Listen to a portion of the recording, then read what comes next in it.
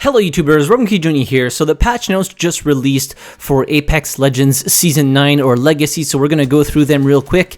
There'll be a link in the description down below, as well as in the top pinned comment if you want to go and read the patch notes for yourselves. But without further ado, let's get stuck right into this. So starting off with Arenas. The games are going underground with the introduction of a new permanent mode, Arenas. Fully reassembled and unimpressed with the glitz and glamour of the Apex games, former Apex Predator Ash is taking the competition back to its roots, a purer form of combat.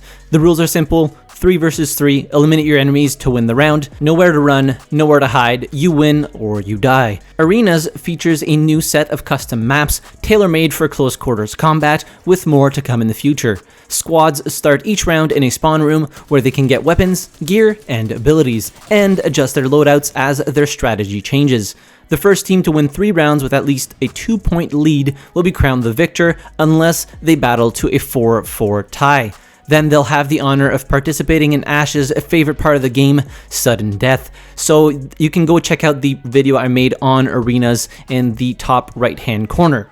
Moving on to the maps, so Party Crasher, short version, Mirage took the voyage on a joyride and it didn't go as planned. Party Crasher is one of 2 exciting custom arenas where you'll be able to show off your skills. This arena takes place in a ritzy downtown plaza where players can choose to engage on the crashed Mirage Voyage or the opulent 2-story buildings that make up the downtown. Stay vigilant as this map hosts a variety of engagement distances, both close quarters and long distance. Phase Runner. The Phase Runner on Olympus is unique, but it wasn't the first of its kind. Phase Runner is the second of our custom arenas and our largest. You'll fight in a hidden experimental zone at the peak of a mountain where a prototype Phase Runner lays for use.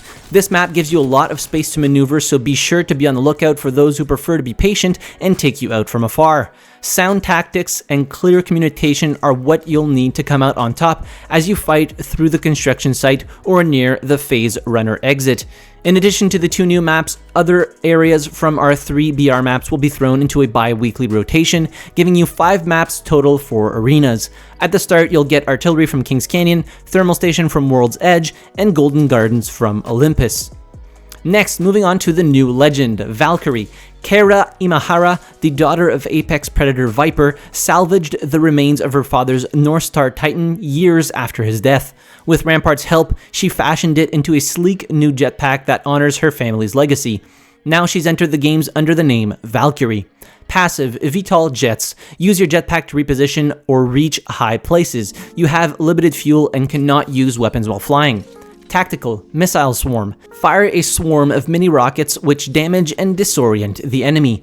Ultimate, Skyward Dive. Take to the skies to reposition a long distance across the map. Your squad mates can join in. Class Recon, scanning survey beacons reveals the next circle's location. Now for the Bocek Bow. I hope I'm pronouncing that right. The new Bocek compound bow is a precision marksman weapon that rewards a skilled and confident hand. Holding down fire will draw the bow over a short time, increasing the power of the shot, with maximum power giving optimal damage and projectile speed. Repeatedly firing the Bocek right as it reaches max power provides the best sustained damage. The Bocek uses a new ammo type, arrows, which are unique to this weapon. Arrows are more rare on the battlefield, but fired arrows will stick into surfaces and remain in the world for players to pick back up and reuse. That is really cool. The 1x HCOG Classic, 1x Holosight, 2x HCOG, 1 to 2x Variable, and 3x HCOG Optics can all be equipped. The Bocek can also be further modified with the 2 new hop-ups entering the game, Shattercaps and Deadeye's Tempo. It can even equip both hop-ups simultaneously. Moving on to the map changes, Olympus The Lost Fleet Update. A fleet of mysterious ships have made their way to Olympus and brought with them an otherworldly parasitic plant that has begun to take root along the surface. The lead ship, the Icarus, has docked with the city and changed the landscape for good. Fight through the claustrophobic halls of the ghost ship, search corpses for a mysterious keycard, and walk away as the last squad standing. If you want to go and check out all the map changes for Olympus, I made a video for it and you can find it in the top right hand corner of the video. Moving on to starter kit and loot changes. Players will now start a match with a starter kit consisting of a level 1 Evo shield, helmet, and knockdown shield, plus 2 shield cells and syringes each. We've removed level 1 helmets and knockdown shields from the loot pool. Spawn chances chances for level 1 Evo shields in the loot pool have been significantly reduced. Along with the lowered or removed spawn chance for these items, we've rebalanced the loot pool such that higher level versions of these items will appear nearly the same as they do now, but other item types will appear more often: weapons, ordnances, health, ammo, etc. Dev note, we've wanted to take a crack at improving the loot game for a while, with our design goals being to make picking up loot feel more impactful to the game and to thin out our loot a bit in general, since we're always adding new items to the loot pool. The recent locked and loaded takeover mode helped us field test some of the changes we're looking to make moving forward. Certain pieces of loot and low tier loot types specifically are being put on notice. We're removing level 1 helmets and knockdown shields from the ground loot because these seemed like the least exciting, least meaningful equipment pickups we had. Their power is practically invisible, so they don't feel like a character improvement in the way that things like, say, a backpack feels. Getting those extra slots feels so chunky. We're keeping level 1 Evo shields in the loot pool, albeit at a lower spawn chance, in addition to adding them to your starter kit because having them sprinkled around is still important for shield swapping shenanigans. Finally, granting these pieces of gear from the start of the game is also intended to improve the hot drop situation. Having more health, some headshot damage reduction, and a little knockdown protection can help give some players some more time to react to a chaotic hot drop than before. Be on the lookout for more loot changes in the future. This will be an ongoing project. Moving on, we have a new cosmetic being added into Apex Legends: Emotes. Introducing Emotes. Every legend will have one emote unlocked at launch, and additional emotes can be obtained through Apex packs or by crafting them. Equip your emotes to the emote wheel and flex away. It's great fun to show off to your squad mates in the starting room of arenas, and of course, you have to use them on the winner's podium. Now, since emotes kick your camera back to a third-person view, we know some folks are already thinking about corner peeking. Competitive integrity is still paramount, so enemies that your character couldn't see in first-person view will not be shown while you're on third person. This video shows the anti-peek feature working on the purple dummy behind the rock. Without it, Pathfinder would be able to use a third-person camera to gain knowledge that he wouldn't have. All emotes have anti-peek enabled, and there's no way to disable it, as you can see in the video here. Moving on to the Battle Pass. Unlock the Premium Legacy Battle Pass and level it up to unlock new skins like Rampart's Crafty Kitsune at Premium level 25 and Wraith's Demon's Whisper at Premium level 50. Legend updates. Now this is the meat and bones of the updates. Low profile characters. Low profile no longer exists. This trait has been removed from Wraith, Lifeline, and Watson. Dev note, after our successful experiment with Wraith's hitbox, we are now confident that we can solve balance issues between smaller and larger legends through changes to their kits and hitboxes. It is finally time for low profile to go the way of the dodo. Sorry, dodos. Lifeline, Combat Revive, no longer deploys a shield, can now revive 2 players at the same time, can now cancel active revives and progress to allow your teammates to defend themselves with their knockdown shield. Doc Heal Drone, heal rate increased from 5 HP per second to 8 HP per second, and the deployment time before healing begins reduced by roughly 33%. Care Package, cooldown reduced from 6 minutes to 5 minutes, now guarantees an upgrade if possible in 3 categories: Body Shield, other equipment so helmet, backpack, and knockdown shield, and weapon attachment based on your team's current gear when the package arrives. Dev note, Lifeline's kit was not in a particularly healthy place. The passive shield was extremely strong to the point of frustration, while her tactical and ultimate seemed like they were becoming more and more obsolete. These changes are aimed to redistribute this big power differential between all of her abilities, making Doc and Care Package more powerful and effective, while tamping down on the highly binary and situational Combat Revive. Octane, Stim, reduced cooldown between stims from 4 seconds to 1 second, increased health cost from 12 HP to 20 HP, increased bullet spread while in the air and shooting from the low launch pad trajectory. Dev note, Octane continues to perform really well after the latest changes. Too well? We still love the frequency of the jump pad, but we'd like to make using Stim something Octane thinks about doing at the right time instead of always slamming it by default. Loba, Burglar's best friend, can now run and slide at full speed while aiming the bracelet, and while the bracelet is in the air, Loba will no longer be slowed after translocating. This is awesome. I was waiting for this for so long. I might actually start playing some more Loba again. Fixed a lot of bugs that caused bracelet tosses to fail. Black Market Boutique increased cooldown from 90 seconds to 120 seconds.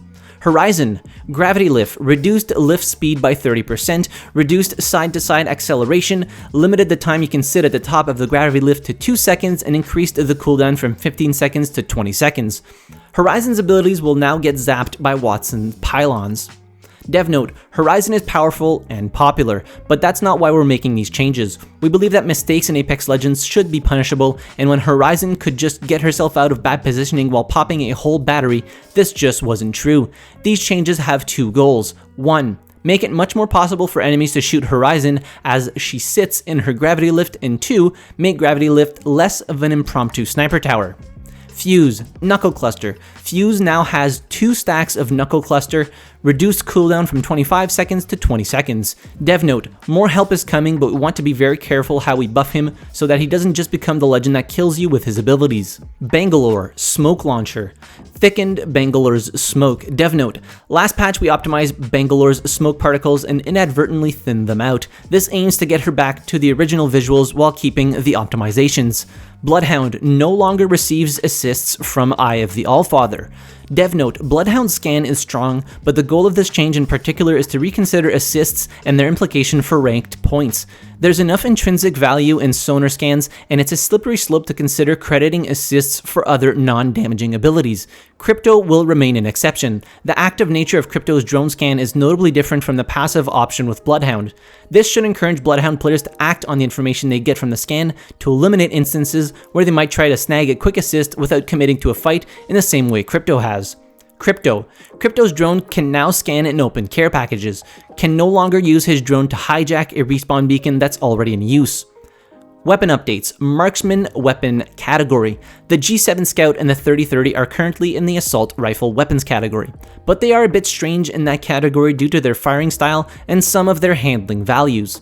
Similarly, the triple take felt a little out of place in the sniper category. With the introduction of the Bocek Bow, we felt it was a good time to introduce a new weapons category, Marksman weapons, which will include the G7, 3030, triple take, and Bocek. Weapons in this category are precision weapons that are most effective up to medium-long range and are the sort of in-betweens of assault rifles and snipers. This allows us to begin moving the settings of these weapons towards more consistent value for the class and make the settings of ARs and sniper more consistent with less outliers. For starters, we are increasing the movement speed while aiming down sights for marksman weapons. They were at sniper speeds and will now be between sniper and AR speeds. Additionally, we have done some targeted normalization of hipfire spread amounts. Moving on to supply drop rotations. This season, we're taking the Peacekeeper out of the supply drop and putting the triple take in its place. Of course, with any supply drop change, these weapons will have their stats updated. See how each weapon changes down below.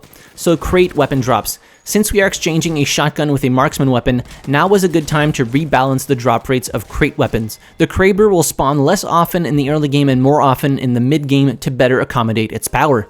The triple take will be the most common early game crate weapon, with the Prowler being the most prominent late game crate weapon. So for those of you who are newer to Apex Legends, the Peacekeeper used to be a actual ground loot drop as opposed to being in the care package, so welcome to Season 0, I guess. Fully kitted rotations. They added the Wingman, Bocek, R99, Hemlock, and Sentinel, and they removed the 301, 3030 repeater, Mozambique, Longbow DMR, and Spitfire. Hop-ups. Shatter caps. Fire select to toggle between standard mode and shatter mode. In shatter mode, rounds split into a blast pattern on firing. This hop-up will be equipable to the 3030 repeater and the Bocek. Deadeye's tempo. Firing at the perfect moment increases fire rate. This can currently be attached to the Sentinel and the Bocek. To make room, the Hammerpoint and Skullpiercer hop-ups are being vaulted for now and won't be available. I'm kinda sad to see the Hammerpoint go, honestly, because I really feel as though it made the Mozambique in P2020 actually usable. Anyways, moving on to assault rifles, reducing the headshot multiplier for all assault rifles from 2.0 to 1.75. Dev note, this was already the case for the Hemlock, so the affected guns are the R301, Flatline, and Havoc. Peacekeeper, it comes with the precision choke by default, which can be toggled off. Pellet damage reduced from 10 to 9, rechamber time increased from 0.9 seconds to 1.1 seconds, reload times increased, so the regular is now from 2.45 to 2.5, and the MT is 3.35 to 3.5. Pellet spread increased in general, and spread when charge increased for all charge levels from 0.65 to 0.45 to 0.2 to 0.85, 0.65, and 0.35. It also quickly loses charge after leaving ADS. Dev note: since the Peacekeeper is coming out of the crate, we are bringing many of the stats back in line with their previous values. We are also reducing its damage potential and bringing it in the effective range a bit since the precision choke is always available now.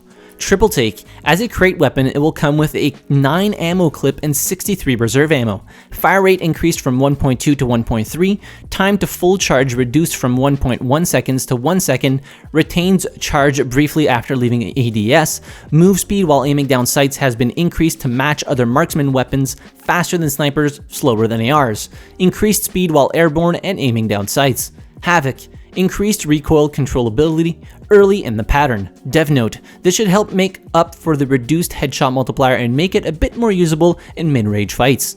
Spitfire: reduced recoil controllability early in the pattern. Dev note: the Spitfire is too strong at the moment, boasting good damage output with low recoil. Making it a bit harder to control early in the pattern should give more time for opponents to fight against it. That said, we're prepared to make more changes to the Spitfire if it remains too powerful. 30-30 repeater: increased leg damage multiplier from 0.75 to 0.85, and the move speed while aiming down sights has been increased to match other marksman weapons, so again, faster than snipers, slower than ARs. Dev note: the 30-30 could use some love, so we're bringing up the amount of leg damage it does. This should make it a bit more consistent without raising its high best case damage potential. G7 Scout: move speed while aiming down sights has been increased to match other marksman weapons, and increased the hipfire spread size, reduced accuracy to be more in line with other marksman weapons.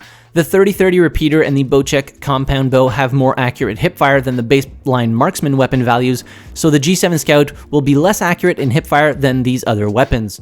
The longbow: increased headshot multiplier from 2 to 2.15. Wingman: same thing, increased headshot multiplier from 2 to 2.15. Dev note: as we've done before when the Skullpiercer is out of the loot pool, we're giving the longbow and wingman a compensatory buff. Mozambique: increased magazine capacity from 4 to 6 and moved the lower 2 pellets inwards in the blast pattern. Dev note: this brings up the baseline power level, so only finding a Mozambique early in the match gives you more of a fighting chance and makes up for the removal of hammer points. P2020: increased bullet damage from 15 to 18 and lowered the fire rate from 8.5 to 6.25. Dev note: similar to the Mozambique, we want to bring up the P2020's baseline power level a bit. Most players couldn't take advantage of the fast fire rate, so bringing that down while increasing the damage should help players win more early fights with the P2020. Arc Stars: aim and movement slow removed from the initial stick. Dev note: sticking someone should feel rewarding, considering it's a rare occurrence that's difficult to pull off. While an argument can be made that getting stuck should be a personal death sentence, the inability to at least relocate and spare teammates from the follow-up explosions makes it harder to counter against a coordinated team. This change should help mitigate that without stripping away the satisfaction of hitting a nice stick. Quality of life: badges are now sorted by categories and can be filtered by all or unlocked only. This suggestion came directly from players. Thank you, it's so much better. When looting death boxes, players can now see health bars for everyone on the team. Challenges can now be favorited by going into the challenges menu and right-clicking a challenge. That challenge will then be added to a new favorites tab that will appear in the lobby and in the match's map screen. Pressing and holding F2 while in game will bring up the ability description page for your character. This is only available on PC. Players can now request better equipment by going into their inventory and pinging a piece of equipment. Your first challenge reroll of the day is now free. Rerolling your challenges will allow you to choose from either BR-focused challenges or arena-focused ones. Holo sprays, quips, and emotes can be favorited. These will be used whenever the player is prompted to do a random emote. Club invites V2. You can now include what you want to play when you send your clubmates a party invite via the club tab. Select as many clubmates as you want to send the invite to at once via the member list. Ranked: fixed edge cases where an abandoned penalty would be incorrectly applied due to server errors. Flight path adjustments. Removing edge dropship flight paths to prevent matches where large portions of the map receive little to no traffic. These screenshots show a before and after comparison of possible flight paths on Kings Canyon. Ring update. We're continuing work from the Fight Night update to improve match pacing towards the end of the game. We're slowing down the closing speed of the late game rings to allow you more time to fight and maneuver your way into the ring. We're also reducing the waiting time before rings 4 and 6 start to close. So ring 4 pre-shrink time reduced from 2 minutes to 1:45, ring 4 shrink speed reduced from 33-second close time to 40 seconds, ring 5 shrink speed reduced from 20-second close time to 40 seconds, ring 6 pre-shrink time reduced from 1:30 to 1 minute, and ring 6 shrink speed reduced from 1:40 close time to 2 minutes. Bug fixes. Bloodhound fixed an issue with the tactical UI not showing while in Bloodhound's Ultimate. Pathfinder gas traps and jump pad will no longer float into the sky when placed next to a zipline. Wraith, slight wall bumps no longer inadvertently cancel Wraith's tactical. Mirage, decoys no longer die after a tick of thermite damage. Octane, ordnances will no longer get stuck and disappear when being bounced off of jump pads. Death totems will no longer bounce when a jump pad is placed under it. Players will no longer have weapons drawn if they are knocked as they enter the Fight Night ring via a jump pad. Updated Octane's helicopter emote to correctly remove his leg for which he is using it to do said helicoptering. Watson fixed the extend prompt for Watson's fences not appearing in certain situations, and Hote drop skin will no longer block view when reloading the Sentinel. Loba fixed more areas where Loba's bracelet fails. Red-handed skin on consoles will now properly animate. Rampart, mobile respawn beacon now has proper collision with amped cover. Jumping on and off a damaged Sheila will no longer transfer the flame effect to your weapon. Horizon, players will no longer have weapons drawn if they are knocked as they enter the Fight Night ring via a gravity lift. 1x hollow sight will no longer block view when using certain skins. Fixed an issue with Newt not getting refunded if it immediately dies due to a bad spot. Fuse, 1x hollow sight will no longer block view when using certain skins. Flatline, part of the iron sight was being displayed over the whole weapon. Prowler, supply drop can now toggle fire modes. Sentinel, moved tooltips to not overlap hop-up icons and fixed a graphical issue when swapping to Sentinel. And finally, Miscellaneous fixed a menu issue with the advanced look options being hidden, and survey beacons will now appear on the map when teammates are respawned. Whew, so that was a lot of information in a single video. Again, there is a link to the full patch notes in the description down below, as well as in the top pinned comment. There is a lot to experience with Apex Legends Legacy. I'm very excited to get into it. And yeah, let me know what you thought about all these changes, what you like, what you don't like. Hit the like button if you enjoyed the video, subscribe to the channel if you haven't already. And as always, thank you very much for watching. I really appreciate it, and I'll see you guys in the next video. Have a good one.